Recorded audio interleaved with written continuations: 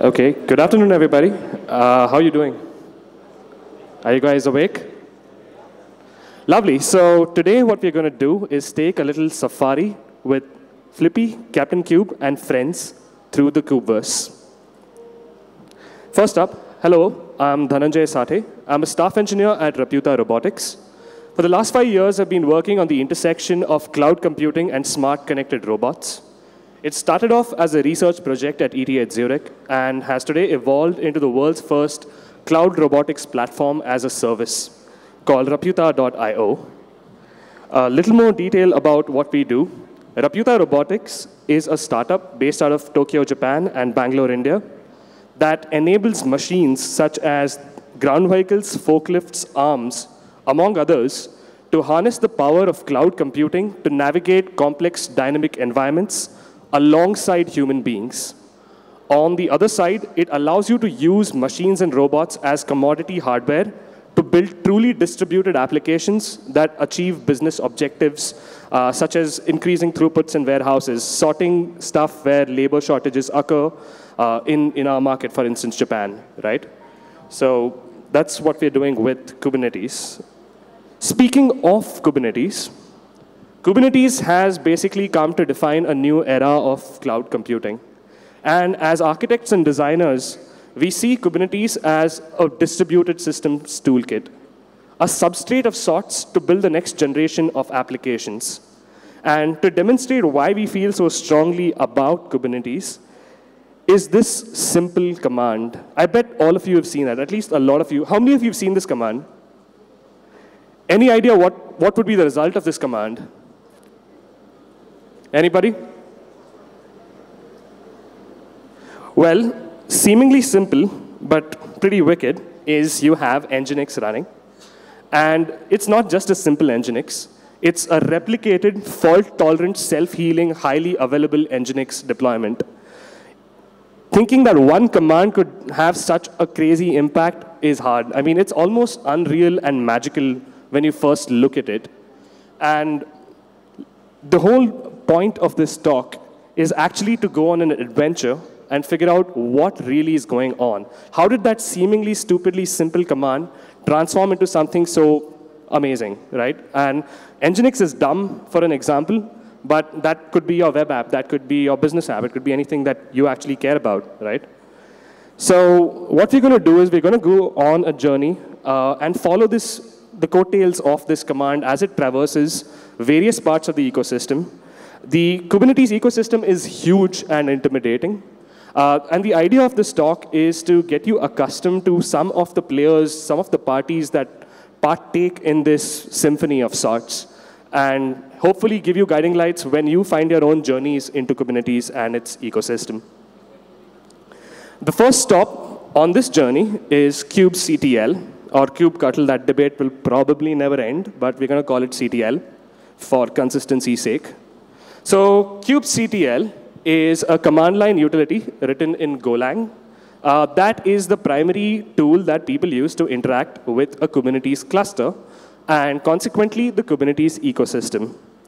So let's run that command one more time and step up the verbosity and see what it's actually doing.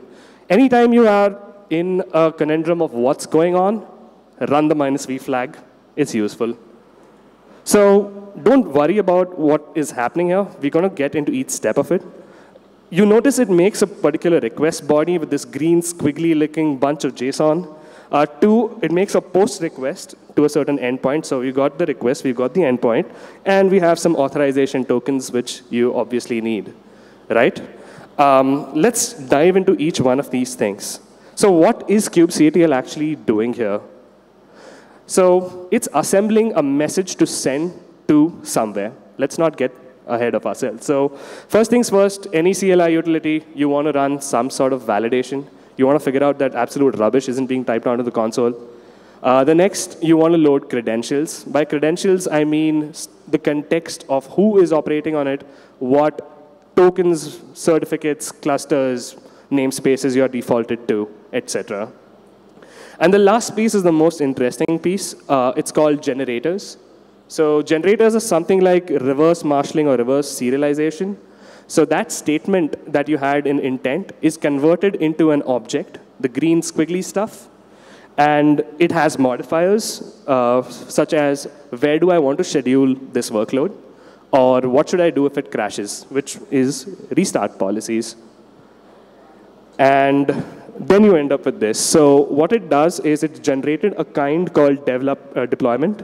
With a certain API version, you see it talking about Nginx, something about replicas, containers, etc. So this is sort of defining the object. It's picked up the tokens, and it's picked up the API endpoint, right? And now you have a request.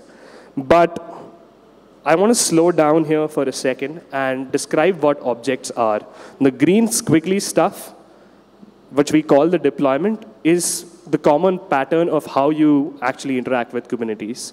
You do not tell Kubernetes to, procedurally go pull an image, run it, network it, set it up, all of that. Kubernetes works on declarative state. That means every object you create is a record of intention. The job of the platform and all the minions that run in the platform is to primarily fulfill this intent, right? So you declare an intent and forget about it.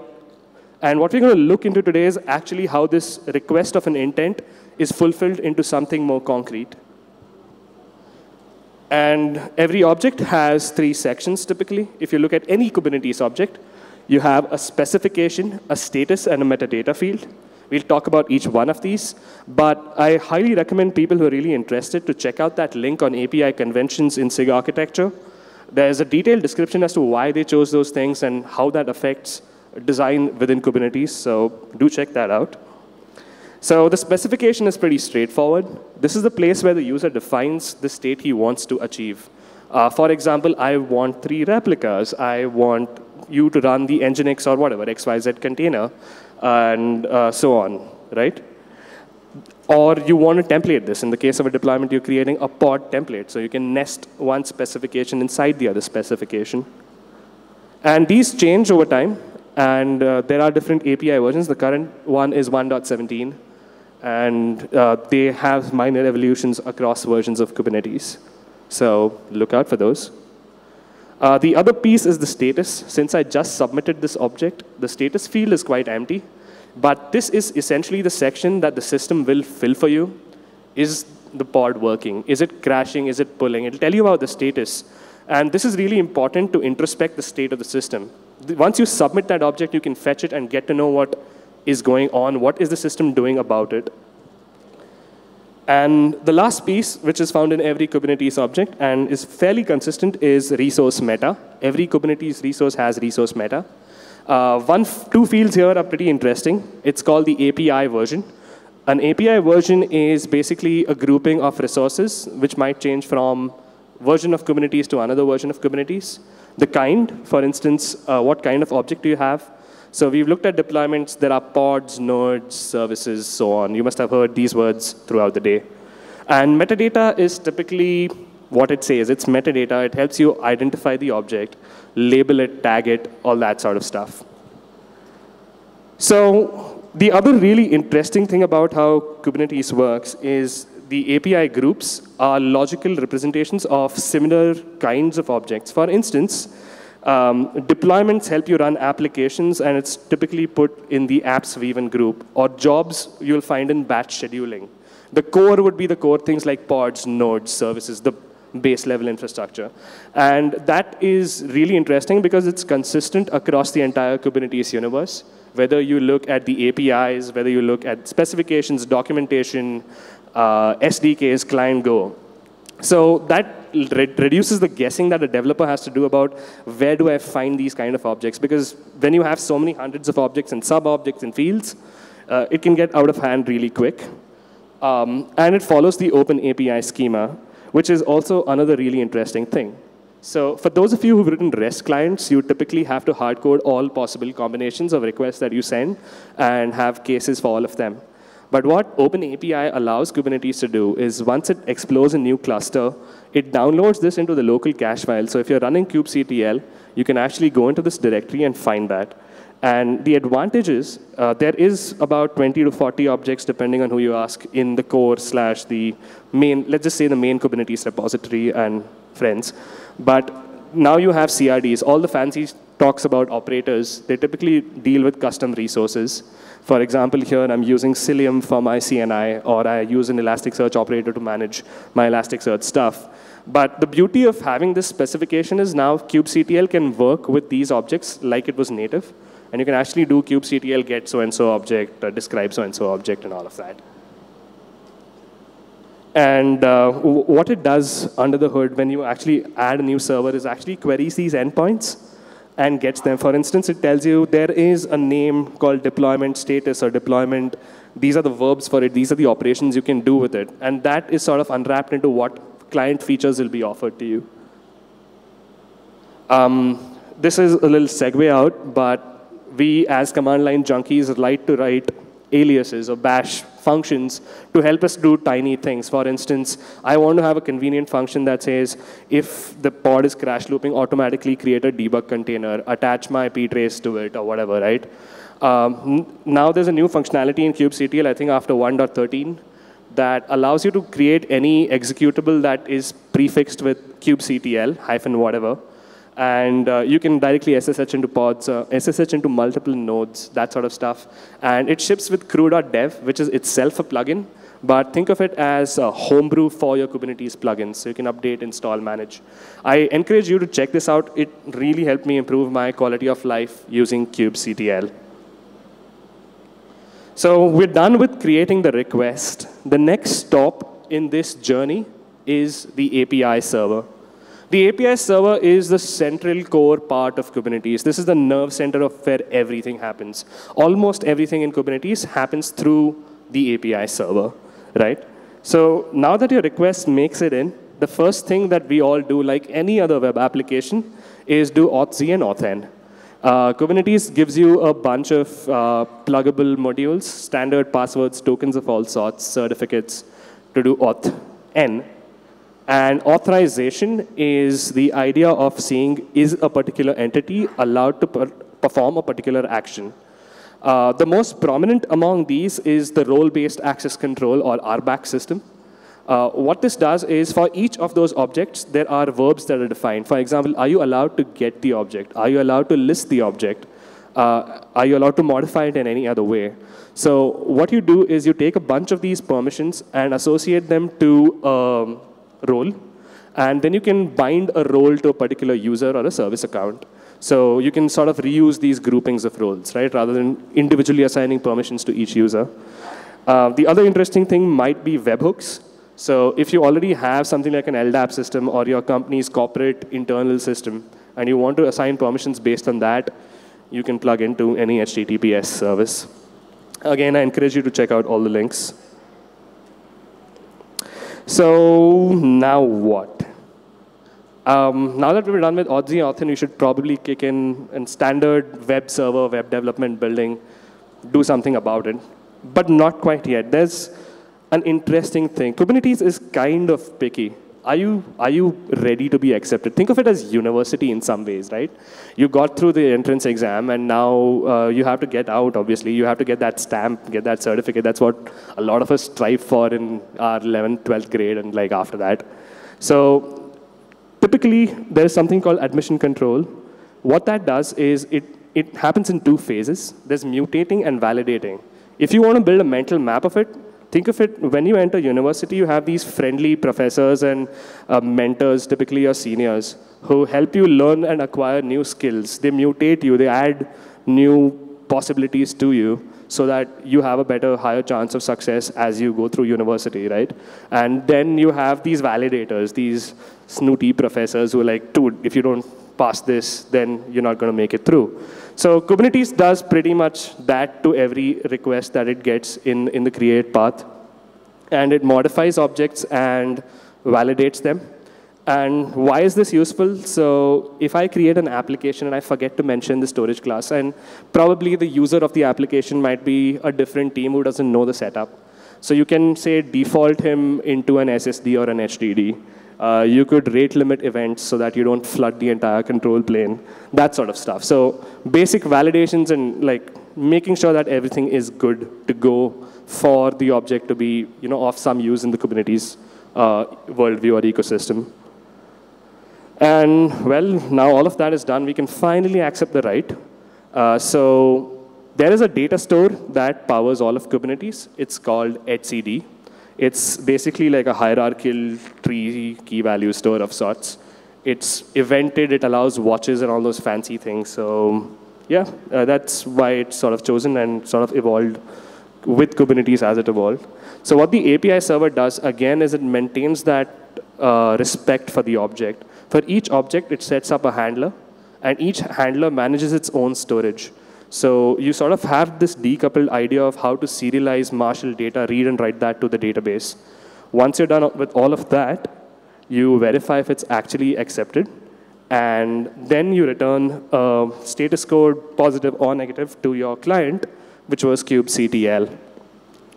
Summing it up, this was the journey of the object from when it hit the API server to when it actually hit the data store. So you had a handler that then went and did auth and did some sort of mutation, admission, validation, all of that stuff, and persisted it to etcd, which means this object should be ready to use. And, well, that's not really the case. Oh, man. OK, so the Kubernetes developers are really smart people, so they put in all these admission control checks, but there's a limit to what they can possibly account for. So think of initializers as a feature that blocks initialization till certain conditions are met. For instance, you might want to validate if your secret is at least 20 characters long, or if you have a pod that has port 80, you automatically want to set up an auth proxy or some sort of a sidecar. And these are typically logic blocks that you want, which are very personal or very organizational. So what you can do is create an initializer configuration and tell the API server, for any object that you receive, for example, in this place, a pod, give it a little tag, give it a little key that says custom pod initializers. And you can set these up for all kinds of, every kind of object that the API server accepts. Now, what you do is you run your own logic loop. You run a control loop that watches for these objects. You perform the validation or pass it, fail it, whatever, and then you remove the tag. Only after all these tags are cleared will the object actually be visible to the Kubernetes API, right? And there's a really great blog post. I, again, encourage you to look at that. So I wanted to take a segue out of this story to one of the basic core patterns of how Kubernetes functions. This is a diagram that is about 200 years old, and it's very commonly used for a person like myself coming from the electronics or robotics background, where you have a process, and you have some sort of perceptors or sensors that see how the process is evolving, and you have some control knobs. This could be something as, adjusting your brake speed. That's how your brakes or your trains or most of your electronics actually work. And you have actuators to actually function, make something happen, like a control rod. So Kubernetes, in reality, is basically a chain reaction of control loops. And that's the primary design paradigm that you will find repeated across almost every part of the Kubernetes implementation. And most of the stuff in Kubernetes then becomes mechanisms to make this or facilitate this and make this simpler. And each control loop makes a small change. This is somewhat in line with the Unix philosophy. The advantage of having independent control loops in distributed systems is typically everything is loosely coupled. You can optimize for performance on what you need for that particular control loop, and it's easy to customize and extend, as we just saw in one prior example, and as we're going to see as a pattern throughout this entire presentation going ahead. There's something really interesting to know, that yes, events can trigger stuff in Kubernetes, but it is not edge triggered. And this is really vital because networks will fail, nodes will fail. You have to assume everything always fails. At which point, what you want to do is just use that as a trigger state and then look at the current state of the system. Actually receive the object, see if it meets your criteria, and then make changes if you want to make changes. It's so common that it's sort of become a design paradigm. What you really want to do in almost every single piece in Kubernetes is list and watch a particular resource. For example, you want to watch pods if you want to do something with pods. You want to watch nodes if you want to do something with nodes. You want to trigger some sort of a worker. receive events or information from your work queue, and then use the very same clients to talk back to the API server, right? And that's basically what happens. And that fancy stuff, Kubernetes has done something really cool, specifically in client Go, to make your life easier. Now, if you apply this pattern again and again and again, you're going to write a lot of boilerplate code. Boilerplate code to fetch resources, get triggered, have a local cache of some sort. And when you're running hundreds of logic loops, invariably you're going to have concurrency issues. Like someone is going to step over someone else's foot, right? So that's where informers come in. And what informers do is they are responsible for synchronizing local state. This also makes your store much more efficient. And it's actually harder to write evented systems such as these, accounting for all failure cases than you would think. Like you might miss an event, and then you actually have to resync. So all of this is done by informers for you. So you just need to write business logic in your handler code. Coming back to our story, now that we understand this paradigm, let's look at how this paradigm works. So when I declared the idea to create a deployment, what the deployment controller does is he notices the required object called a deployment, and he says, great, I need to have 3 pods of Nginx or whatever running. So I'm going to do only one lazy thing. I'm going to create something called a ReplicaSet Controller and pass him the information of what pods, what labels, etc. to actually have out there. And that's it. I'm done, right? So if the image changes, I create a new replica set. At which point, the ReplicaSet Controller kicks in, and it does a very, very simple job. It queries the pod state and says, do I have enough pods that meet this specification? If not, create more. If too many, kill them. So whether you're deploying or whether your node is failing, if a node fails, a pod disappears. And the criteria is not met. Since the loop is going on, he notices, oh my God, I need one more pod. And that's self-healing for you, right? So you notice how the core of Kubernetes is using those concepts again and again and again. The same is true for scheduling, right? So you have a pod. In our journey, we've come to where the Kubernetes API server has accepted the pod, initializers are complete, it's gone through admission, it's gone through all of those things. Now it's time to actually put that Nginx on a physical node. How does that happen? So there is another control loop that watches for pods that do not have a node name assigned to them. It picks up this pod, uses whatever logic it really wants to use. That's unimportant, or important depending on who you are, to be very honest. If you're the guy writing the scheduler, you better care about it. So you pick a node, and then what you do in Kubernetes is the scheduler does not go onto a node and schedule it or do anything itself. It makes a post request to the API server, binding a pod to a particular node. And that is the end of it, which also means you can plug arbitrary scheduling logic or schedulers into place. And it's scheduled. And I think the API server is pretty much done with your pod at this point. As far as it's concerned, it's done with whatever it had to do.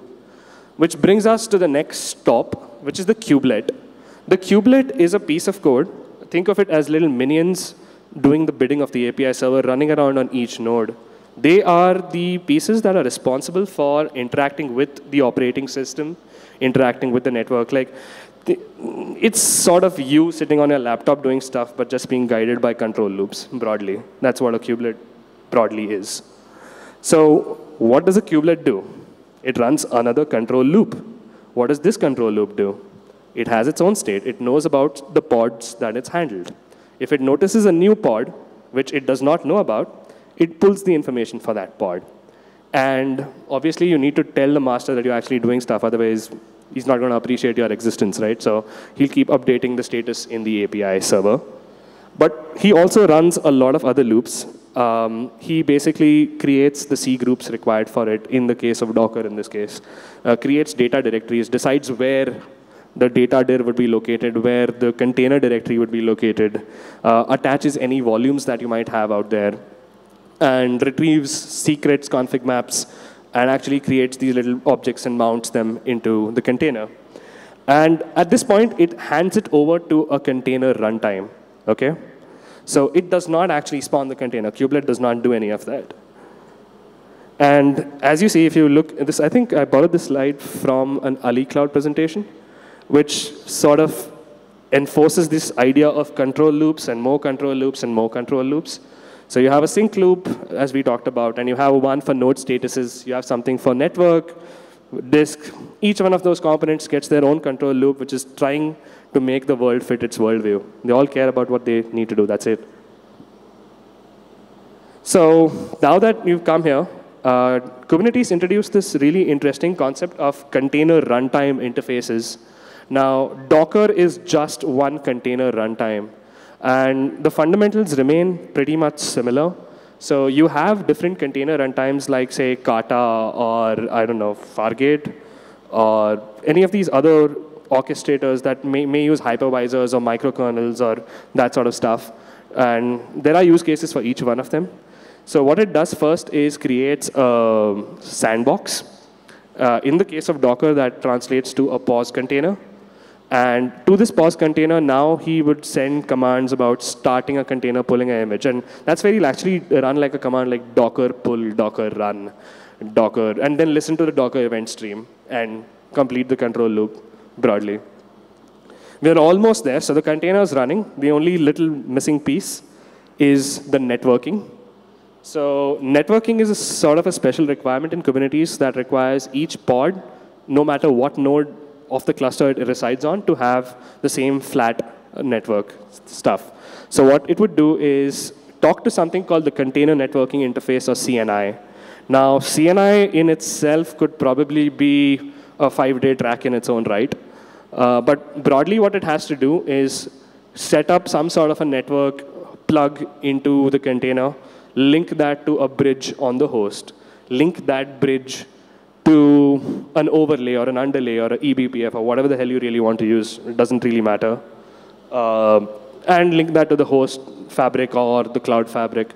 And the idea of having these decoupled loose control loops is it's pluggable.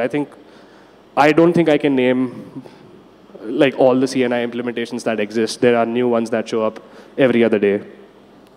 So now it's network, it's available. There's another cool link. Please check out all the links in the thing. They make for really interesting reads.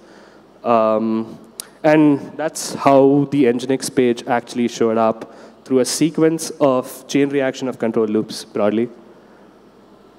I also have to give a shout out to Jaime and people in the community. I think two things that make Kubernetes really special is, one, the architecture, second, the community. There's this excellent GitHub page. So when I was coming up with this talk, I was thinking, how do I actually explain something as complex and huge as Kubernetes? And this really gave me an idea of taking a linear approach to visiting some of the spots that would help people, get these beacons and have their own journey as they proceed. It actually links you into code of Kubernetes, which you can go look up and see what exactly it's doing in there. You can look at the Go code that did something. And I think I am done. That's all. So if any of this excites you, you want to work with robots and cloud computing and Kubernetes, look for people in these T-shirts, come talk to us, have a chat, and any questions I'd be glad to take. Well, thank you. Thank you, guys.